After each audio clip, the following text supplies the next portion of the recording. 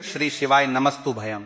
दोस्तों, जैसा कि आप सभी लोग जानते हैं कि 29 जून 2026 ज्येष्ठ मास पड़ने वाली सोमवार व्रत है और ज्येष्ठ महीने की सोमवती पूर्णिमा व्रत है और हमारे हिंदू धर्म में इसका बहुत ही बड़ा महत्व होता है। और इस दिन आप लोगों को 3 लौंग वाला उपाय जरूर करना चाहिए, जो कि पंडित जी ने अपनी अभी की ही कथा में यहाँ पर बताया हुआ है। तो दोस्तों, इस उपाय को आपको कैसे करना है, कब करना है, कहां पर करना है और उपाय को करते समय आपको किन बातों का ध्यान रखना है, यह सारी जानकारी हम आपको इस वीडियो में देंगे। तो चलिए दोस्तों, वीडियो में आगे बढ़ते हैं। देखिए, यह दिन इतना खास होता है, इतना महत्वपूर्ण होता है। देखा गया है कभी कभी बड़े बड़े पूजा पाठ अनुष्ठान से जो मनोकामना पूर्ण नहीं होती है, वह आज 29 जून 2026 ज्येष्ठ माह के सोमवती पूर्णिमा की रात एक छोटे से उपाय करने से ही आपकी सभी मनोकामना पूर्ण हो जाती है। और बहुत सारे लोगों ने इस उपाय को किया भी है, उनको इस उपाय को करने का फल भी जरूर मिला है। अगर आप लोग भी इस उपाय को आज 29 जून 2026 ज्येष्ठ महीने के सोमवती पूर्णिमा के दिन करना चाहते हैं, तो आप इस उपाय को पहले अच्छे से समझ लेना, सुन लेना, उसके बाद करना। आपको इस उपाय का फल जरूर मिलेगा। और इस उपाय को करने से आपके घर में चाहे किसी भी प्रकार की दुहक और समस्या क्यों ना चल रही हो, आपको उसका कारण भी नहीं पता है कि भाई यह समस्या किससे चल रही है, उसका कुछ भी कारण हो सकता है, जैसे पितृदोष हो सकता है या किसी भी तरह का मंगल दोष भी हो सकता है, और भी बहुत तरह के दोष होते हैं, कुछ भी हो सकता है। पर आपको इस उपाय को करने के लिए अपने दोष को पता लगाने की भी जरूरत नहीं है। 29 जून 2026 ज्येष्ठ महीने के सोमवती पूर्णिमा की रात इस 3 लौंग वाला उपाय को आप लोगों को कर लेना है। दोस्तों, अब हम समझते हैं इस वाले उपाय करना किस समय है। तो सबसे पहली बात दोस्तों, हम समझते हैं कि यह 3 लौंग वाला उपाय करना किसको है। तो देखिए, यहाँ पर सीधी सी बात है कि यह 3 लौंग वाला उपाय जो उपाय है किस लिए किया जा रहा है। यह मनोकामना को पूर्ण करने के लिए किया जा रहा है। यह आपके जीवन में जो दोहक और परेशानियां हैं उनको दूर करने के लिए किया जा रहा है, या आपका कोई बड़ा काम है जो कि नहीं हो पा रहा है, आप उसके लिए इस उपाय को कर सकते हो। तो सीधी सी यह है कि आप अपनी किसी भी प्रकार की मनोकामना के लिए इस वाले उपाय को कर सकते हो। तो यह उपाय वह व्यक्ति कर सकता है जिस व्यक्ति को अपनी किसी भी प्रकार की मनोकामना भगवान शिव जी से पूर्ण करवानी हो। और अगर कोई भी माताएं बहनें जो है अपने घर की सुख और शांति के लिए, घर में धन समृद्धि को बढ़ाने के लिए वाला उपाय करना चाहती है, तो घर की जो बड़ी माताएं बहनें होंगी वो इस 3 लौंग वाला उपाय को विशेष रूप से करें, क्योंकि माताएं बहनें घर की लक्ष्मी होती है। और जब घर की लक्ष्मी कोई विशेष उपाय करती है तो उसका फल ही बहुत जल्दी मिल जाता है और बहुत बड़ा होकर मिलता है। अन्यथा इस उपाय को कोई भी व्यक्ति कर सकता है, चाहे वो बड़ा हो, चाहे वो छोटा हो, चाहे वो बच्चा हो। जिस व्यक्ति को यह 3 लौंग वाला उपाय समझ आ गया, वह व्यक्ति इस 3 लौंग वाला उपाय को ज्येष्ठ महीने के सोमवती पूर्णिमा के दिन जरूर करें, क्योंकि उसको इस उपाय को फल बहुत ही जल्दी मिल जाएगा। क्योंकि 29 जून 2026 ज्येष्ठ महीने के सोमवती पूर्णिमा के दिन भगवान शिव जी बहुत से प्रसन्न हो जाते हैं। तो आइए अब हम समझते हैं कि इस 3 लौंग वाला उपाय को आपको करना कैसे है और इस उपाय को करने का जो समय है वो क्या है। तो देखिए, इस 29 जून 2026 ज्येष्ठ महीने के सोमवती पूर्णिमा की रात किए जाने वाले ये 3 लौंग वाला जो उपाय है, यह मुख्य रूप से शाम के समय का रहेगा, प्रदोष काल का रहेगा। अब भाई, प्रदोष काल का समय भी एक बहुत ही लोगों के मन में प्रश्न बन जाता है कि भाई यह समय होता कब है, कितने बजे से लेकर कितने बजे यह समय होता है, ताकि हमें उपाय के लिए जो है का समय पता लग जाए। तो हम आपको बता दें, प्रदोष काल का है जो एक समय होता है, शाम का समय वो होता है। शाम के 6 बजे के बीच का, इस समय के बीच में आप उपाय को करेंगे तो आपको उस उपाय का जरूर फल मिलेगा। तो शाम के 6 बजे से लेकर शाम के 7 बजे के बीच में आप लोग इस 3 लौंग वाला जो उपाय को कर सकते हो। तो भैया, बहुत सारे लोग यहाँ पर यह प्रश्न भी जरूर करेंगे कि भाई हम तो नौकरी पर जाते हैं, हम अपनी ड्यूटी पे जाते हैं और आने में हमें देर हो जाती है, तो उस प्रश्न बात में जगह पर हमें क्या करना चाहिए? तो देखिए, उन लोगों को भी टेंशन लेने की जरूरत नहीं है। उपाय 1, 2 फूल वाली लौंग और दीपक का विशेष उपाय।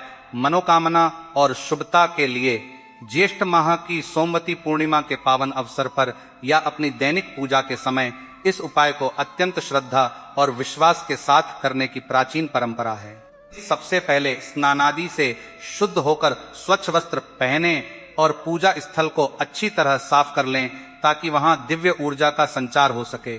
फिर एक स्वच्छ दीपक लें जिसमें घी या तेल का उपयोग अपनी परंपरा के अनुसार करें। 2, ऐसी पूर्ण फूल वाली लौंग चुनें जो बिना टूटी फूटी और स्वस्थ हों, क्योंकि फूल वाली लौंग शुद्धता और सौंदर्य का प्रतीक मानी जाती है।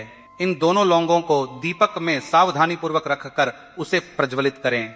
जलने के बाद भगवान शिव का ध्यान करें। मन को शांत रखते हुए अपनी मनोकामना स्पष्ट शब्दों में व्यक्त करें। दीपक का प्रकाश अंधकार को दूर करने और ज्ञान जागृत करने का प्रतीक है, जबकि लौंग की सुगंध नकारात्मक ऊर्जा को शुद्ध करती है। इस उपाय के माध्यम से व्यक्ति अपने अंतर्मन में सकारात्मकता, आशा और ईश्वर के प्रति अटूट विश्वास जगाता है। कई भक्तों का विश्वास है कि नियमित रूप से यह उपाय करने से घर का वातावरण शांतिपूर्ण हो जाता है, पूजा में एकाग्रता बढ़ती है और मनोकामनाएं धीरे धीरे पूर्ण होती हैं। उपाय करते समय किसी भी प्रकार की जल्दबाजी से बचें। कम से कम 10-15 मिनट शांत बैठकर प्रार्थना करें और दिव्य प्रकाश में डूबे रहें। यह उपाय चमत्कार का दावा नहीं करता, बल्कि आस्था, धैर्य और निरंतर साधना का महत्व सिखाता है। उपाय 2, मुख्य द्वार पर लौंग और कपूर का उपाय। सकारात्मक वातावरण और शुभ भावना के लिए घर में सकारात्मकता, शांति और शुभ ऊर्जा का पक्ष गिराने के लिए यह उपाय विशेष रूप से प्रभावी माना जाता है।